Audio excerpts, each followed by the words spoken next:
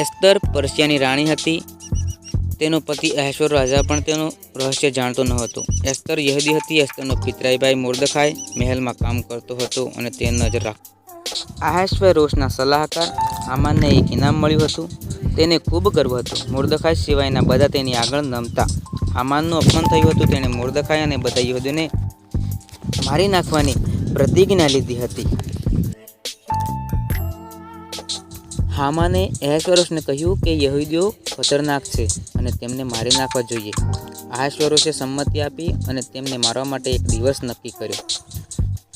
મોર્દખાઈ ગભરાઈ ગયો હતો અને તેણે રાણી એસ્તરને સંદેશ આપ્યો. રાજાનું મન બદલું. મોર્દખાઈએ કહ્યું, જો હું તેના આમંત્રણ વિના તેની પાસે જઉં છું તો તે મને મારી શકે છે. એસ્તરે જવાબ આપ્યો, કદાચ આ ક્ષણ માટે જ તને રાણી બનાવવામાં આવી હોય. મોર્દખાઈએ કહ્યું. એસ્તર બહાદુરીથી પ્રયાસ કરવા સંમત થઈ. તે સિંહાસન કક્ષમાં ગઈ. અહેશ્વેરોશ રાજા તેની સુંદરતાથી આશ્ચર્યચકિત થઈ ગયો અને તેને આવકાર આપ્યો.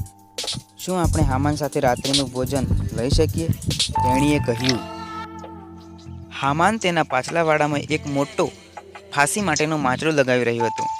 તેણે તેના પર મોર્દખાઈને લટકાવવાની યોજના બનાવી. પછી રાજાનું આમંત્રણ આવ્યું. તેથી હામાન રાત્રિ ભોજન માટે મહેલમાં ગયો હતો. એક માણસ મને અને મારા લોકોને યહૂદીઓને મારી નાખવા માંગે છે. એસ્તરે અહેશ્વેરોશને કહ્યું. આવું કામ કોણ કરે છે?